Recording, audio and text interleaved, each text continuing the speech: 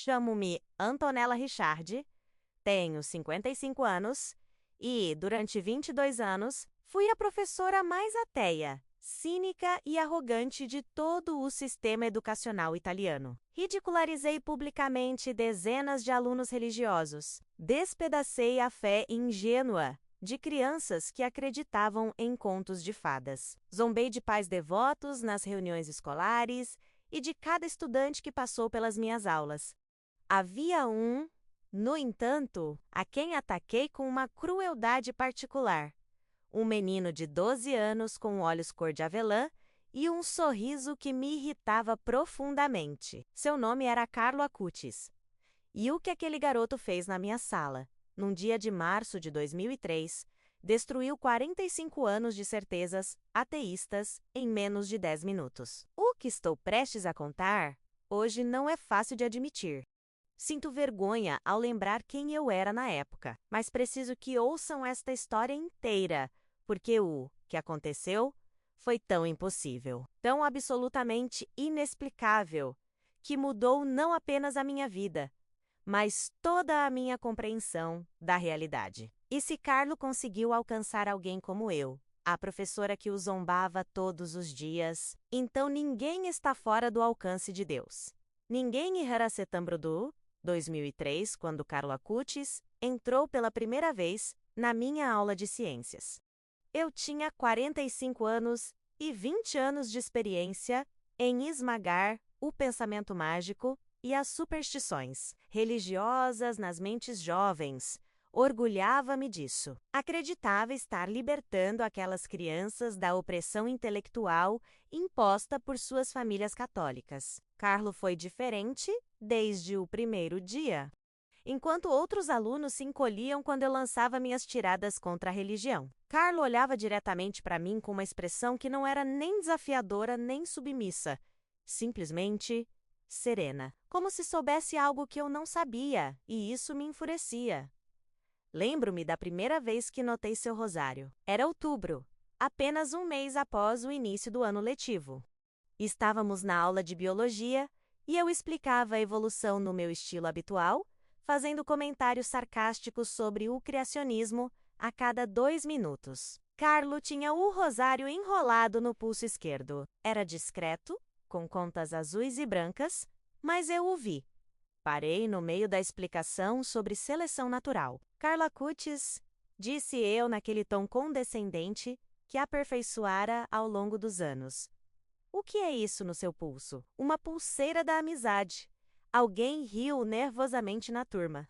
Carlo olhou para o rosário e depois para mim. Sua voz era suave e tranquila. É um terço, professora Richardi. Eu uso para me lembrar de rezar durante o dia Sorry Crumente. Um terço. Que encantador! E você está rezando para o seu amigo imaginário no céu.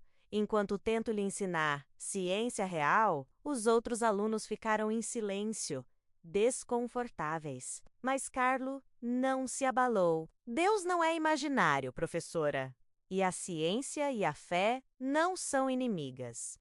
Na verdade, muitos grandes cientistas eram crentes, como Lamater, o padre que propôs a teoria do Big Bang.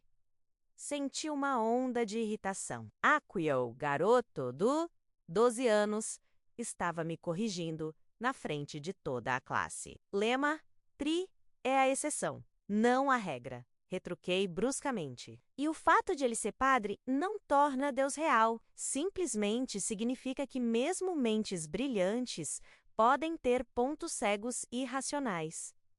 Agora, guarde esse rosário. Não quero ver símbolos religiosos na minha sala de aula.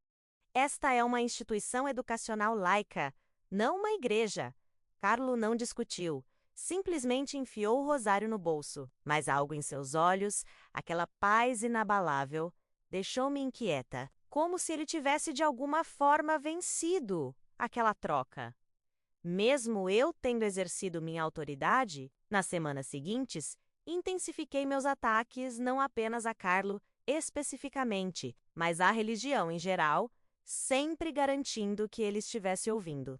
Quando discutíamos medicina, eu comentava como a oração era estatisticamente inútil na cura de doenças, Quando discutíamos astronomia, eu zombava da ideia de que um Deus poderia criar o universo em 6 dias. Quando discutíamos biologia humana, ridicularizava a ideia de alma. Cada comentário era uma farpa direcionada a alunos como Carlo, e ele sempre me olhava com aquela mesma serenidade irritante.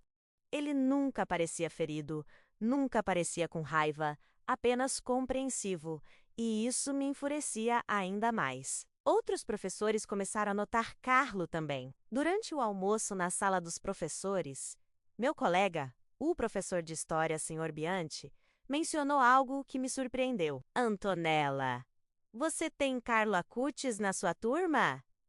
Assenti enquanto tomava meu café. Sim, o garoto religioso. Por quê? O Sr. Bianchi sorriu. Ele é extraordinário. Na minha aula, quando discutimos as cruzadas e os aspectos negativos da história da igreja, ele não fica na defensiva. Em vez disso, reconhece os erros, mas depois apresenta argumentos matizados sobre o contexto histórico e a diferença entre as ações humanas e os ensinamentos de Cristo. Ele é incrivelmente maduro para a idade dele. Fiz um gesto de desprezo. Ele sofreu lavagem cerebral. Seus pais provavelmente são fanáticos religiosos que o programaram para responder assim. Mas a professora de literatura, Senhora Moretti, interveio. Eu não acho, Antonella. Conheci a mãe dele, Antonia. Ela é devota, sim, mas de forma alguma fanática. E Carlo não age como alguém que está apenas repetindo respostas programadas. Há algo genuíno nele, algo diferente. Ri amargamente. Diferente. Todos são diferentes até a realidade bater na cara deles. Dê-lhe alguns anos e verá como sua fé desmorona quando ele experimentar o sofrimento real ou quando seu cérebro se desenvolver o suficiente para pensar criticamente. Mas, ao dizer aquelas palavras, algo dentro de mim se sentiu desconfortável, porque Carlo não parecia doutrinado, ele parecia genuinamente convencido, genuinamente em paz, genuinamente feliz. E eu, aos 45 anos, com todos os meus diplomas universitários e minha suposta iluminação intelectual, não conseguia me lembrar da última vez que me sentira genuinamente feliz. Em novembro, Carlo iniciou um projeto pessoal sobre milagres eucarísticos. Descobri porque o vi trabalhando em seu laptop durante o recreio, quando outras crianças jogavam futebol ou socializavam. Um dia, minha curiosidade superou meu desdém e aproximei-me dele. O que você está fazendo, Carlo? Ele levantou os olhos da tela e sorriu. Estou criando um site Professora Richard. É sobre milagres eucarísticos documentados ao redor do mundo. Casos onde o pão consagrado se transformou fisicamente em tecido cardíaco humano e foi analisado por cientistas. Olhei para a tela. Estava cheia de imagens, documentos e relatórios científicos. Era impressionantemente profissional para um garoto de 12 anos. Mas o conteúdo parecia absurdo para mim. Carlo, disse eu no meu tom mais condescendente, você realmente acredita que um pedaço de pão se transforma em carne humana? Você percebe o quão ridículo isso soa? Carlo olhou diretamente para mim. Professora, existem mais de 150 casos documentados com análises forenses, estudos histológicos e testemunhos de cientistas não crentes. Na Itália Antiga, o tecido tem mais de 100 anos e ainda está perfeitamente preservado, sem conservantes. As análises mostram que é tecido cardíaco do ventrículo esquerdo tipo sanguíneo AB, positivo, o mesmo tipo encontrado no sudário de Turim. Não acha que isso é pelo menos digno de investigação científica? Sua resposta momentaneamente me desarmou. Ele tinha feito o dever de casa. Mas eu não ia deixar um garoto de 12 anos me fazer questionar minha visão de mundo. Essas análises são provavelmente fabricações da Igreja Católica para manter seu controle sobre as massas. A Igreja tem uma longa história de fraudes piedosas, relíquias falsas e evidências supostamente fabricadas. Não seja ingênuo, Carlo. ele não recuou. Eu investiguei isso também, professora. Muitas dessas análises foram feitas por cientistas seculares, alguns até ateus, em laboratórios independentes. A Universidade de Siena, por exemplo, não é propaganda da igreja. Senti uma pontada de irritação. Esse garoto não desistia. Olhe, Carlo, você pode acreditar no que quiser no seu tempo livre, mas nesta escola, na minha aula, confiamos em evidências reais, no método científico, não em contos de fadas católicos. Entendido? Ele assentiu calmamente. Entendido, professora, mas devo dizer que o método científico requer manter uma mente aberta a todas as evidências, mesmo quando contradizem nossas suposições anteriores. É isso que o torna científico, não é? Recuei antes de responder porque sabia que ele estava certo e não queria admitir. Em janeiro de 2003, ocorreu o primeiro incidente que realmente me perturbou. Foi durante uma aula sobre o sistema imunológico. Eu explicava como os glóbulos brancos e anticorpos funcionavam quando, sem pensar, fiz um comentário sarcástico. E aqui vemos o verdadeiro milagre, disse com um sorriso zombeteiro. Não a cura pela fé ou a imposição de mãos, mas o sistema imunológico que evoluiu ao longo de milhões de anos para nos proteger. Este é o único milagre real que existe. Carlo levantou a mão. Suspire in tournament. Sim, Carlo. Ele se levantou, como era costume em nossa escola, quando um aluno fazia uma pergunta. Professora Richardi. Por que a ciência e a fé têm que ser mutuamente exclusivas? Só porque entendemos os mecanismos do sistema imunológico, não significa que não haja um criador por trás desses mecanismos. Na verdade, a complexidade e elegância do design podem apontar para uma inteligência superior. Senti minha paciência se esgotando. Sente-se, Carlo.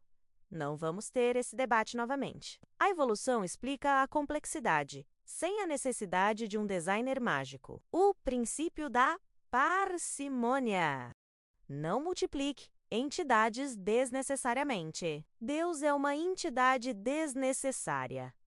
Carlo permaneceu de pé, mas, professora, a complexidade irredutível de sistemas como a coagulação do sangue ou o flagelo bacteriano sugere que eles não poderiam ter evoluído passo a passo, porque cada passo intermediário não teria função e, portanto, não seria selecionado. Isso aponta para um design intencional. Senti o sangue subir ao meu rosto. Esse garoto do 12 anos estava me desafiando com argumentos de design inteligente na frente de toda a minha turma. Carlo, sente-se. Agora, esses argumentos foram desacreditados repetidas vezes por cientistas reais. O que você está fazendo é propaganda religiosa, disfarçada de ciência, e não vou tolerar isso na minha aula. Ele finalmente se sentou, mas antes de fazê-lo, disse algo que me gelou. Professora Richardi, sinto muito que algo no seu passado a tenha ferido, tanto que você precise atacar a fé de outras pessoas para se sentir segura. Eu rezarei pela senhora.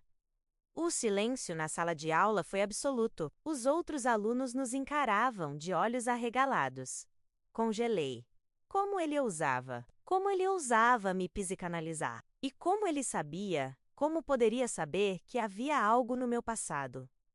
Minha voz saiu tremendo de raiva. Saia da minha sala agora, Carlo. Você vai para a diretoria? Ninguém, especialmente um aluno, fala comigo assim. Carlo reuniu suas coisas calmamente, sem resistência, sem drama. Ao caminhar em direção à porta, parou e olhou para mim uma última vez. Sinto muito, professora!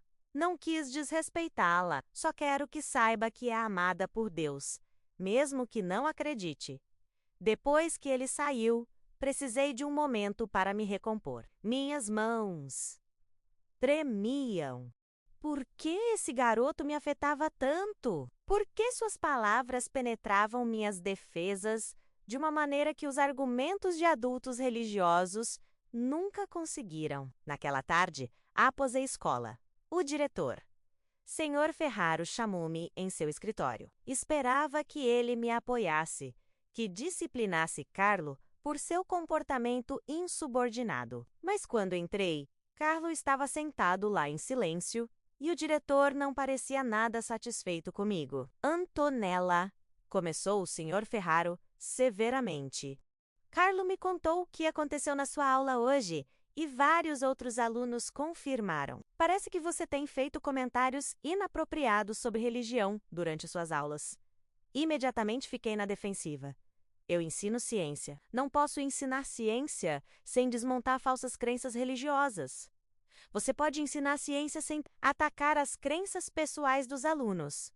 Interrompeu o diretor. Temos alunos de diversas tradições religiosas nesta escola, menos católicos, muçulmanos, judeus. Seu trabalho é educar, não doutrinar no ateísmo. Senti uma onda de indignação. Doutrinar? Estou libertando suas mentes da doutrinação religiosa que recebem em casa e na igreja. O diretor suspirou. Antonella, você é uma excelente professora quando se trata da sua matéria, mas sua hostilidade em relação à religião torna-se um problema. Vários pais reclamaram durante o ano. Esta não é a primeira vez que temos essa conversa. Olhei para Carlo, que estava sentado em silêncio, sem nenhuma expressão de triunfo ou satisfação. Apenas aquela serenidade. Então, vai me punir por dizer a verdade? Perguntei ao diretor. Estou avisando para cuidar da sua linguagem. Ensine os fatos científicos sem os comentários depreciativos sobre a fé e virou-se para o menino. Carlo, seu comportamento foi respeitoso. Mas no futuro, se sentir que um professor está sendo inapropriado, venha diretamente a mim, em vez de confrontá-lo na aula. Entendido? Carlo assentiu. Sim, Sr. Ferraro. E Sra. Richardi, sinto muito mesmo se a ofendi. Não foi minha intenção. Não respondi. Saí daquele escritório humilhada, furiosa e mais determinada do que nunca a provar que Carlo e sua fé ingênua estavam errados. Fevereiro de 2003 chegou com um inverno frio em Milão. Eu havia recebido notícias que me preocupavam. Por semanas, vinha sentindo fadiga extrema, dores de cabeça persistentes e episódios de visão turva. Finalmente, após insistência do meu médico de família, fiz uma série de exames. Os resultados chegaram em meados de fevereiro.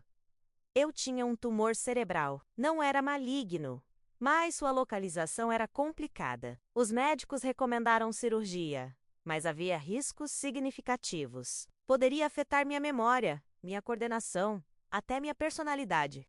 A cirurgia foi marcada para abril. Não contei a um único aluno, ninguém na escola, exceto o diretor, que me concedeu licença conforme necessário para consultas médicas. Mas mantive minha fachada de professora durona e intransigente. Não ia mostrar fraqueza, especialmente não na frente de alunos como Carlo Acutis. Numa manhã de março, enquanto dava uma aula sobre genética, senti uma tontura súbita.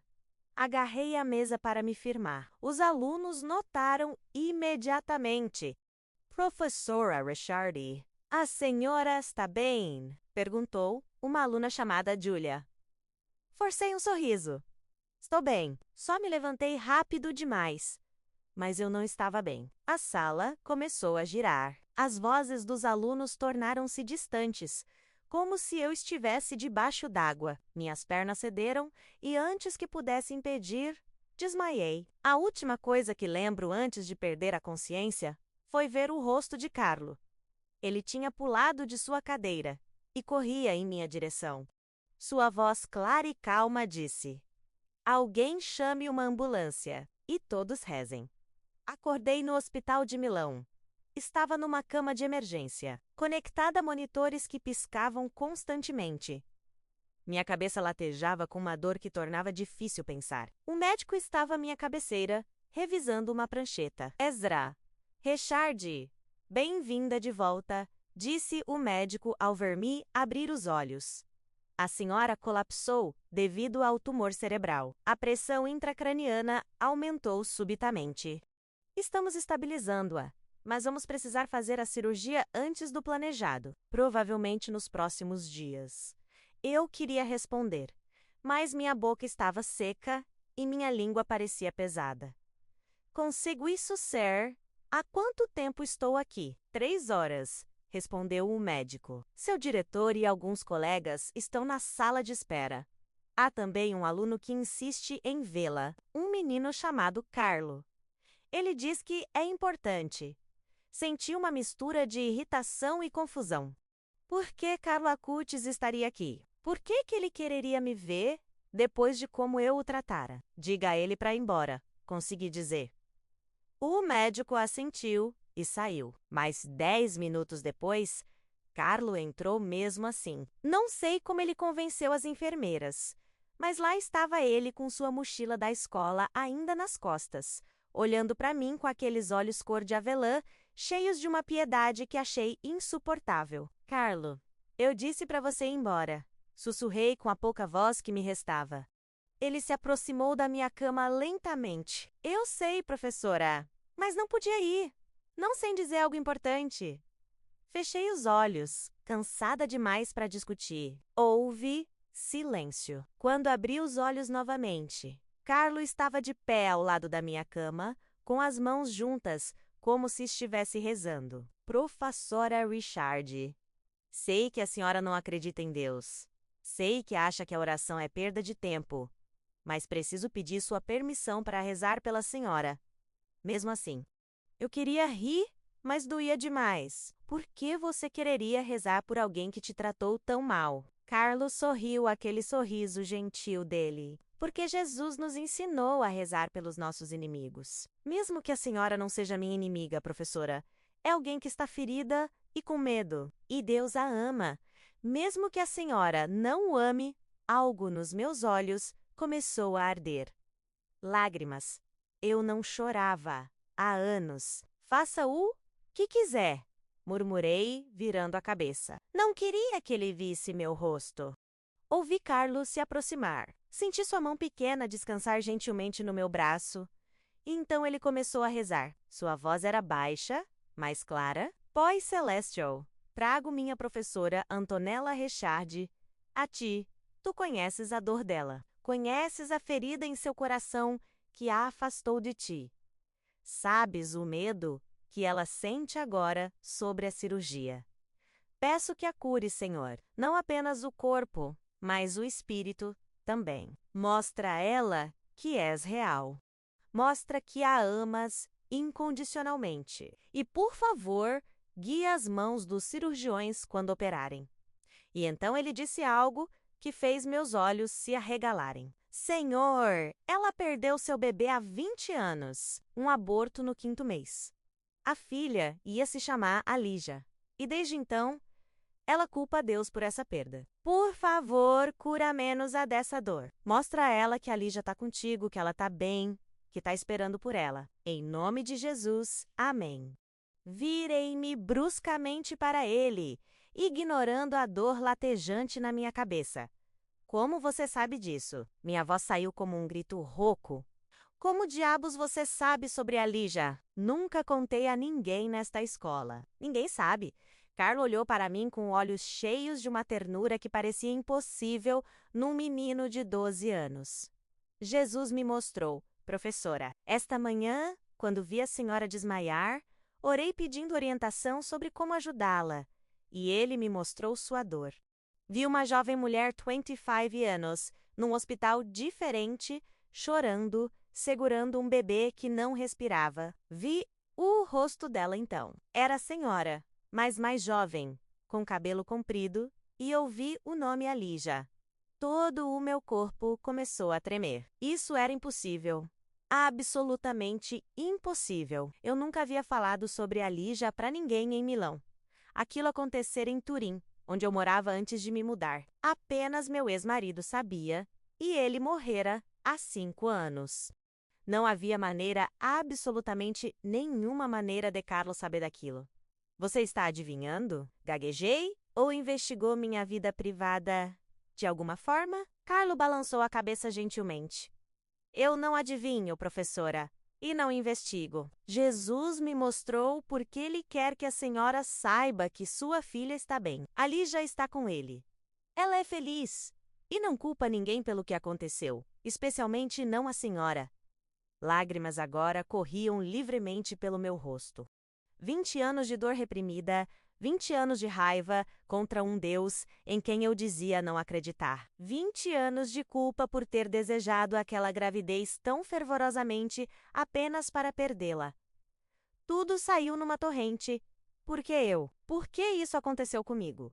Eu queria tanto aquele bebê, fiz tudo certo. Tomei vitaminas, fui a todas as consultas e, ainda assim, ela morreu. Se o seu Deus é tão amoroso, por que ele permite isso? Carlo Adjolhussey ao lado da minha cama, ainda segurando meu braço. Não sei por quê, professora. Tenho apenas 12 anos e não tenho todas as respostas. Mas sei disto Deus chorou com a senhora naquele dia. Ele sentiu sua dor. E embora eu não possa explicar por que coisas ruins acontecem, sei que ele pode tirar o bem até das tragédias mais sombrias. Talvez esse seja o plano dele para a senhora, agora. Curar essa velha ferida para que possa viver livre. Chorei por vários minutos enquanto Carlo permanecia ali em silêncio, simplesmente presente. Quando finalmente me acalmei, perguntei-lhe com voz rouca: por que você é assim? Por que você é tão bom? Tenho sido horrível com você há meses. Carlos sorriu. Porque Jesus foi bom comigo primeiro, professora. E quando você conhece o amor dele, não consegue evitar compartilhá-lo, mesmo com pessoas que não querem. Houve um momento de silêncio. Então Carlo disse: professora, posso rezar mais uma vez? Especificamente pela sua cirurgia. Eu não sabia o que dizer. Meu cérebro racional gritava que aquilo era absurdo, que a oração não mudava resultados médicos, que era tudo coincidência. Mas meu coração, aquela parte de mim que estivera enterrada sob camadas de cinismo por 2 décadas, sussurrava outra coisa. Está bem, sussurrei finalmente. Carlo colocou a mão no meu braço novamente. Mas desta vez, quando começou a rezar, algo extraordinário aconteceu. O quarto do hospital pareceu mudar. Não consigo explicar de outra forma. Era como se a luz ficasse mais quente, mais dourada. O zumbido constante dos monitores e o murmúrio do hospital desvaneceram-se num silêncio profundo, quase sagrado. E então senti algo, um calor que começou onde a mão de Carlo tocava meu braço e se espalhou por todo o meu corpo. Não era calor físico comum. Era algo mais profundo, algo que penetrava até meus ossos, até minha própria alma. A dor latejante na minha cabeça começou a diminuir. A náusea que eu sentia desde que acordei desapareceu. Senti-me diferente, mais leve, como se algo pesado que eu carregava há anos tivesse sido tirado dos meus ombros. Abri os olhos e olhei para Carlo. Seu rosto estava sereno, focado. Seus lábios moviam-se em oração silenciosa, e então vi algo que ainda acho difícil de acreditar quando recordo. Vi uma luz, não vinha das lâmpadas do hospital ou da janela. Vinha do próprio Carlo, ou, mais precisamente, por esta Circolo. Era sutil, quase imperceptível, mas estava lá. Um brilho suave, branco-dourado, envolvendo sua figura. Pisquei, pensando ser efeito do tumor ou da medicação. Mas a luz permaneceu. E então, tão subitamente quanto apareceu, desapareceu. Carlo abriu os olhos e sorriu para mim. Acabou, professora. Deus a ouviu. Encarei-o, sem palavras. O que acabara de acontecer? Antes que eu pudesse perguntar, uma enfermeira entrou correndo. Ezra Richard, o médico. Precisa vi-la e algo muito estranho apareceu nos seus últimos exames. Meu coração disparou. Estranho ruim ou estranho bom? A enfermeira parecia confusa. Não sei exatamente. O médico quer revisar tudo de novo, mas parece que o tumor mudou. Carlo levantou-se. Debo ir, professora. Meus pais não sabem que estou aqui, mas a visitarei de novo se a senhora permitir. Assente lentamente, ainda atordoada. Carlo, obrigada! Ele sorriu mais uma vez e saiu do quarto. 15 minutos depois, meu médico entrou com 3 colegas. Todos olhavam para os resultados dos meus exames com expressões de profunda confusão. Ezra? Richard, começou meu médico lentamente. Precisamos fazer mais testes porque o que estamos vendo não faz sentido. Médico, meu estômago apertou. O que quer dizer? O médico aproximou-se e mostrou-me as imagens. Estas são suas tomografias de 2 semanas atrás. Aqui pode ver o tumor claramente, 5 centímetros pressionando o lobo frontal. Mas estas, ele indicou outro conjunto de imagens. São as tomografias que tiramos a 1 hora após seu colapso. O tumor está significativamente menor, cerca de metade do tamanho. Encarei as imagens, incapaz de processar o que via. Como isso é possível? Uma das outras médicas, uma mulher mais velha de cabelos grisalhos, falou, em circunstâncias normais, não é. Tumores cerebrais não encolhem espontaneamente, especialmente não tão rápido. Isso desafia tudo o que sabemos sobre neuro-oncologia. Então, o que isso significa? Perguntei. Minha voz mal passava de um sussurro. Meu médico escolheu as palavras com cuidado. Significa que precisamos fazer mais testes. Vamos fazer outra tomografia amanhã para confirmar. Se o tumor estiver realmente encolhendo, talvez não precisemos de cirurgia. Afinal, ou pelo menos poderia ser um procedimento muito menos invasivo. Recostei-me na cama. Minha mente, a mil. Algo inexplicável acabara de acontecer. Carlo rezara. Eu sentira aquele calor estranho, aquela presença, vir aquela luz. E agora os médicos diziam que meu tumor, que crescia há meses, estava subitamente encolhendo. Naquela noite não consegui dormir, não pela dor ou medo, mas porque minha mente repetia o que acontecera. Eu era uma mulher da ciência. Passara a vida inteira acreditando apenas no que podia ser medido, testado, verificado. Mas como explicava isso? Coincidência, remissão. Esses eram os termos que meu cérebro racional tentava aplicar. Mas meu coração, aquela parte de mim que estivera adormecida por tanto tempo, sussurrava uma palavra diferente.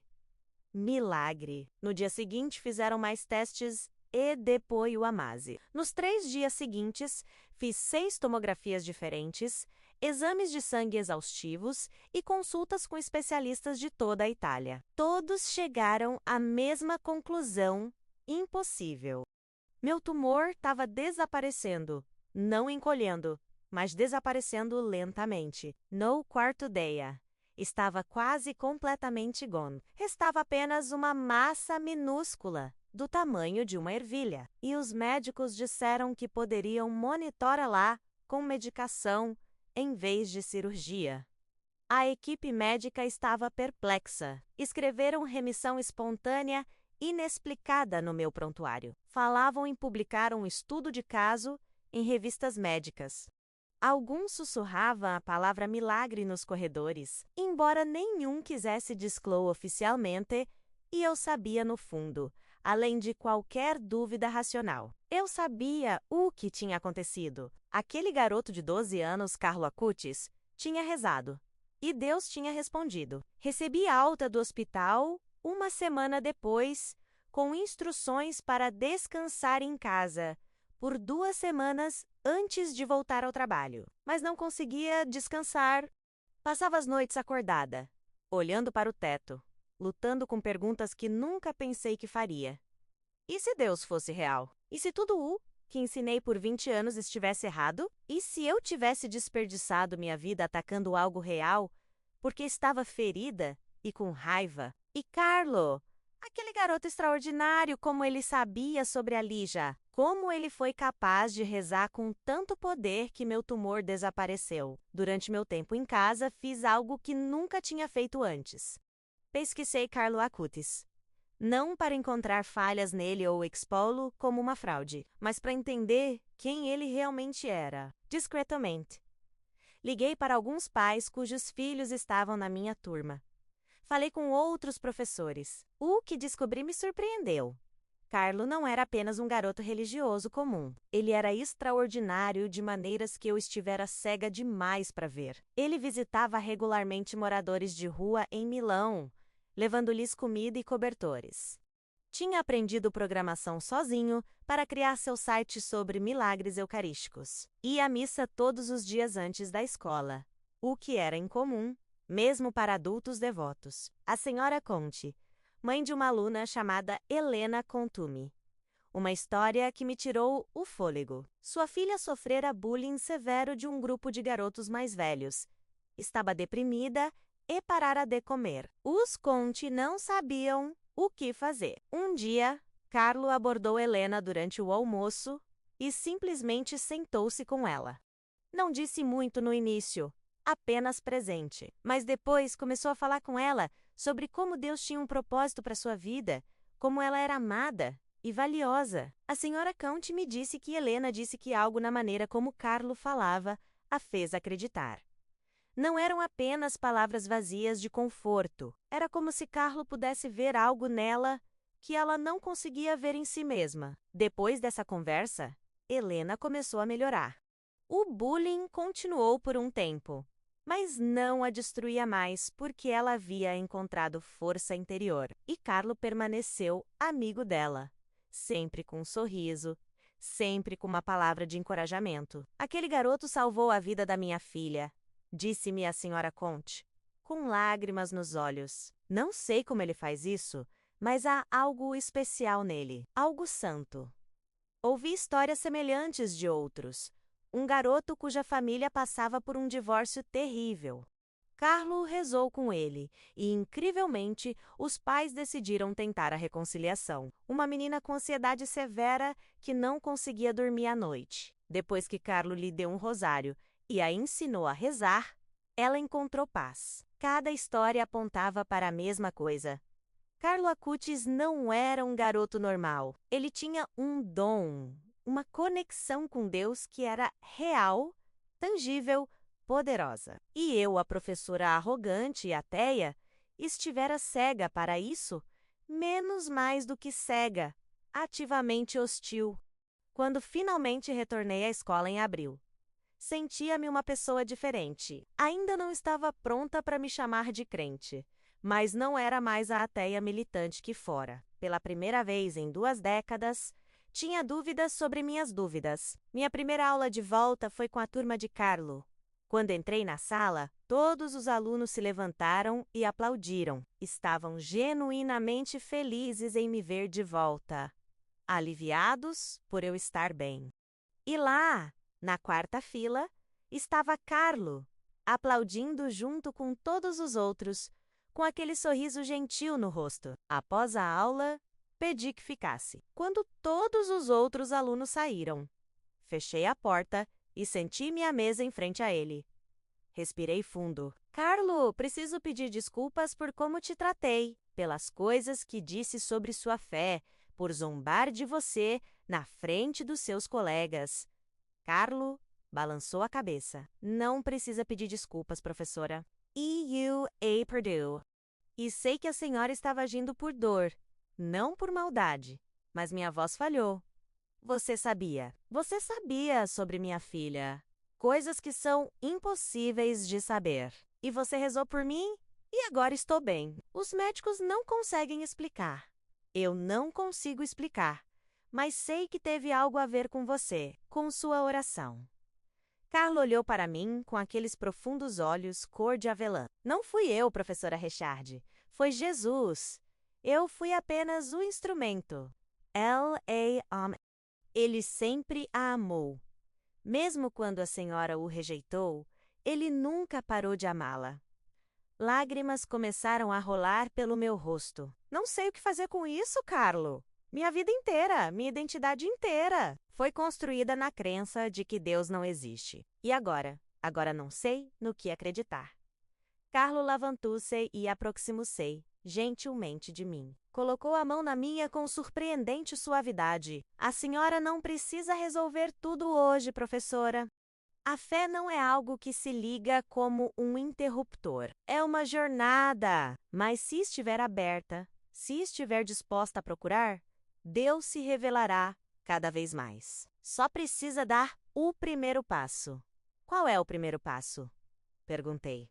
Carlos sorriu. Reconhecer que talvez a senhora estivesse errada e estar disposta a explorar essa possibilidade sem preconceito. O resto viria com o tempo. Nos meses seguintes, minha relação com Carlo mudou completamente. Ele não era mais o aluno irritante que eu costumava intimidar. Tornou-se, não sei como descrever, um mentor espiritual, um guia. Era estranho e belo. Ao mesmo tempo que um menino de 12 anos estivesse me ensinando verdades profundas sobre a vida e a fé, comecei a fazer perguntas genuínas, não argumentos projetados para vencer debates. Perguntei-lhe sobre sua fé, sobre como rezava, sobre como sabia as coisas que sabia.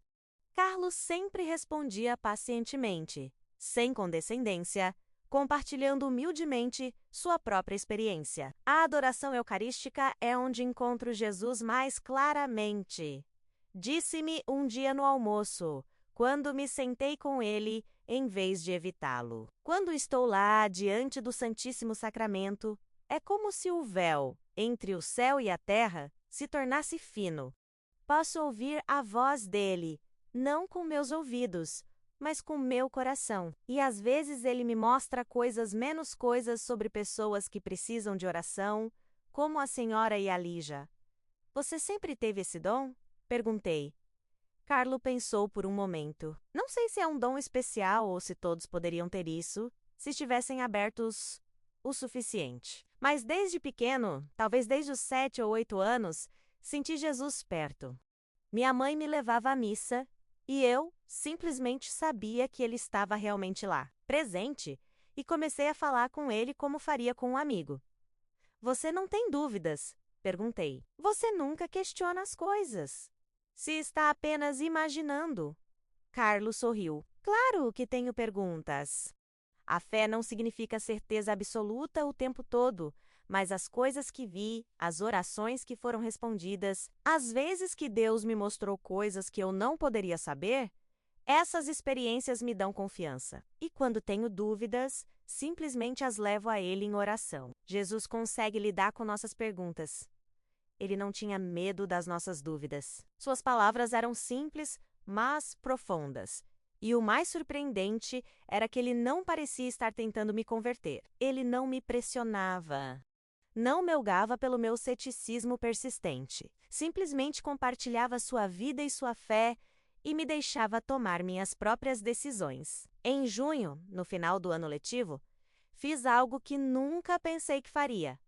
Fui à missa. Carlo me convidara várias vezes casualmente, sem insistência. Numa manhã de domingo, encontrei-me caminhando em direção à igreja de Santa Maria em Coronata, onde sabia que a família Acutis frequentava. Sentei-me no fundo sentindo-me completamente deslocada. Não sabia quando levantar ou sentar. Não sabia as respostas que todos os outros pareciam saber de cor. Mas observei Carlo, que estava sentado com seus pais na quarta fila. Durante a consagração, quando o padre ergueu a hóstia, vi o rosto de Carlo. Ele estava completamente absorto, radiante, como se estivesse vendo algo que mais ninguém conseguia ver. E senti algo. Não foi dramático. Não ouvi vozes nem vi luzes. Mas foi real. Uma sensação de que eu não estava sozinha naquela igreja. Uma presença calorosa e acolhedora.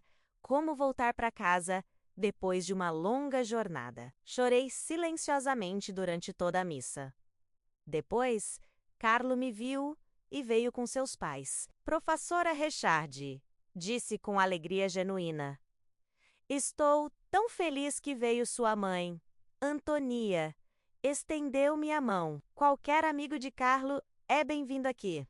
Gostaria de se juntar a nós para o almoço? Hesitei, mas aceitei. Passei aquela tarde com a família Acutis, ouvindo histórias sobre Carlo, seu amor por videogames e santos, seu projeto de milagres eucarísticos. Trataram-me com tanto calor, sem um pingo de julgamento pelo meu passado ateísta, que fiquei emocionada. Durante o verão, continuei a frequentar a missa ocasionalmente.